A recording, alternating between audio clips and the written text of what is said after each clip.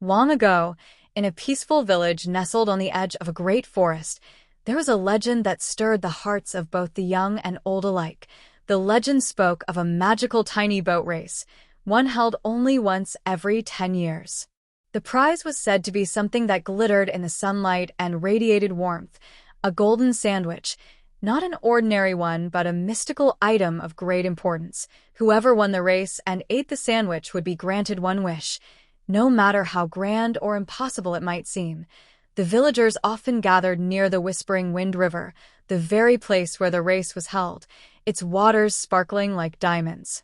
It was a calm, meandering river most days, but when the winds began to hum their whispering wind song, the river came alive. The sound echoed through the trees, calling to the brave and adventurous, inviting them to take part in the competition. The village itself wasn't just an ordinary place. It was a mix of magic, bravery, and curiosity, where everyone believed in the extraordinary.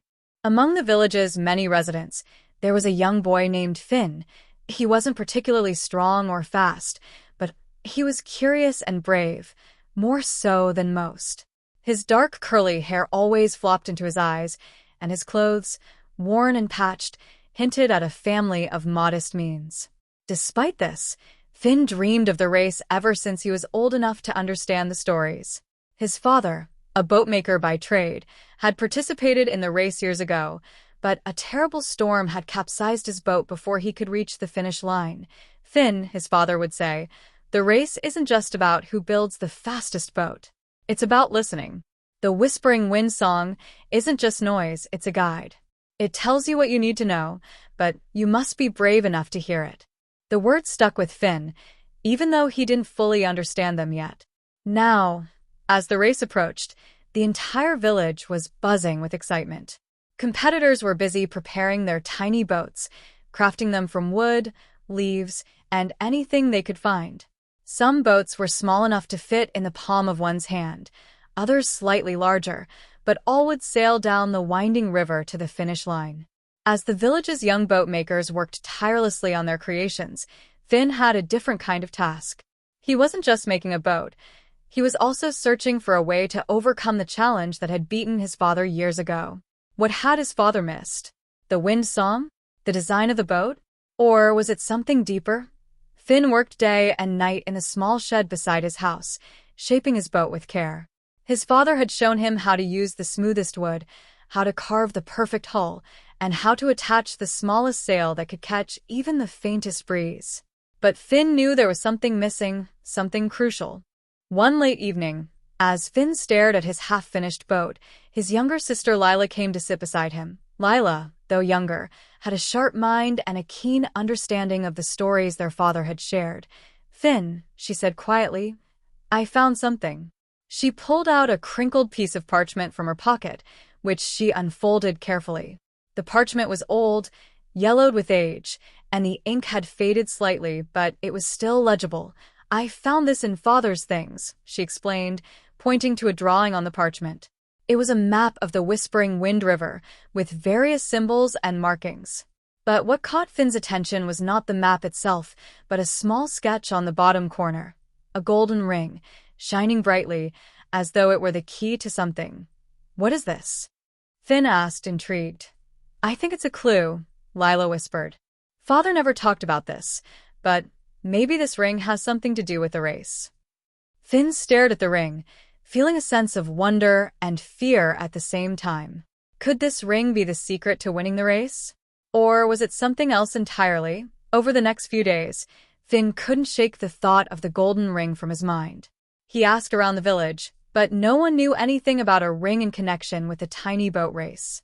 Some said it was just a symbol of victory, while others suggested it might be a talisman, hidden somewhere along the course. The day before the race, as Finn walked along the riverbank, trying to clear his head, he felt a sudden chill in the air. The winds began to pick up, and he could hear the familiar hum of the Whispering Wind Song, swirling through the trees like an ancient lullaby. Finn stopped in his tracks, listening intently. "The ring," a soft voice seemed to say. "The ring," startled, Finn spun around, but there was no one there. Only the wind. Yet the message was clear. The golden ring wasn't just a symbol. It was real, and it was part of the race. That night, as Finn finished his boat, he felt a deep resolve settle within him. He didn't know exactly where the ring was or what it meant, but he knew that he would have to be brave enough to follow the wind's guidance, no matter where it led him. The morning of the race dawned clear and bright, with a gentle breeze already stirring the leaves. The entire village gathered at the starting point, cheering and shouting as the participants lined up with their tiny boats. Some boats were decorated with feathers, others with bits of fabric or bright paints. But Finn's boat was simple, smooth, sleek, and crafted with care. "Good luck, Finn," Lila whispered as she hugged him tightly. "Remember the wind song." "I will," Finn promised, feeling a mixture of nerves and excitement. The village elder, a kind woman named Marin, raised her hand, and the crowd fell silent. She recited the ancient words that had been spoken before every race, calling upon the winds to guide the boats safely down the river. And then, with a loud cheer, the race began. One by one, the competitors placed their boats in the water, and the tiny vessels began to drift downstream, carried by the current and the wind. Finn's boat bobbed along with the others, its small sail catching the breeze as it glided gracefully forward. For the first part of the race, everything seemed normal. The river was calm, and the boats sailed smoothly, with each competitor carefully watching their vessel's progress. But as they rounded the first bend, the wind began to pick up, and the whispering wind song grew louder, filling the air with its haunting melody. Finn focused on the song, listening closely for any clues. The words were faint, almost drowned out by the wind itself, but he could hear something, a soft murmur, like a voice calling from the depths of the forest. The ring followed the wind. His heart pounded in his chest as he steered his boat closer to the riverbank, where the trees grew thick and the shadows danced in the dappled sunlight. The other competitors were too focused on their boats to notice, but Finn knew he was onto something. As the race continued, the river grew narrower and the wind became more unpredictable, swirling and shifting in all directions. Some of the boats began to struggle, their sails flapping uselessly as the competitors tried desperately to keep them on course. But Finn's boat sailed steadily, guided by the wind's song. Suddenly, a gust of wind swept through the trees, and Finn felt a strange sensation in the pit of his stomach. It was as if the wind itself was pulling him towards something, urging him to go faster. Without thinking, he sprinted along the riverbank, keeping his eyes on his boat as it glided ahead. And then he saw it. Nestled among the rocks at the edge of the river, half hidden by a cluster of ferns, was a small, glimmering object. Finn's heart raced as he realized what it was, the golden ring. With a surge of determination, Finn dashed toward the ring, his feet slipping on the wet stones. The wind howled in his ears, and for a moment, he thought he might fall. But he didn't. He reached out, grasping the ring in his hand, and the instant he touched it, everything changed. The wind stopped.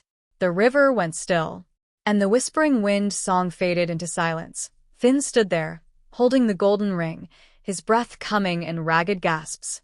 He didn't know what had just happened, but he knew one thing for certain. The ring was important, and it was now his. As he turned to look back at the race, Finn saw that the other competitors were still struggling, their boats caught in the swirling winds. But his boat was moving steadily toward the finish line, carried by an invisible force. Finn didn't hesitate. He ran as fast as he could, following the river as it twisted and turned through the forest. The golden ring glowed faintly in his hand, guiding him forward. And as he approached the finish line, he knew that he had found the key to winning the race. With one final burst of energy, Finn sprinted across the finish line, his boat sailing smoothly into the waiting arms of the village elder. The crowd erupted into cheers, and Lila rushed forward to hug him, her face alight with pride. "You did it," she cried. "You won." But Finn wasn't thinking about the victory. He was thinking about the golden ring and the whispering wind song that had led him to it. As he stood there, holding the golden sandwich in one hand and the golden ring in the other, Finn realized that the race had been about more than just winning. It had been a test of bravery, a journey of discovery, and a lesson in listening to the world around him. And in that moment, Finn knew that he had found something far more valuable than any prize. He had found the courage to follow his heart and trust in the magic of the wind. That night, as the village celebrated Finn's victory, he and Lila sat together by the river, listening to the soft murmur of the wind in the trees. The golden ring glowed faintly in the moonlight, a reminder of the adventure they had shared. "I wonder what happens next," Lila said, her voice filled with curiosity. "I don't know," Finn replied, smiling. "But whatever it is, I'm ready for it." And as the wind began to sing its whispering wind song once more, Finn and Lila knew that their journey was far from over. There would be more races, more challenges, and more adventures waiting for them in the future. But no matter what came their way, they would face it together, with bravery in their hearts and the wind at their backs.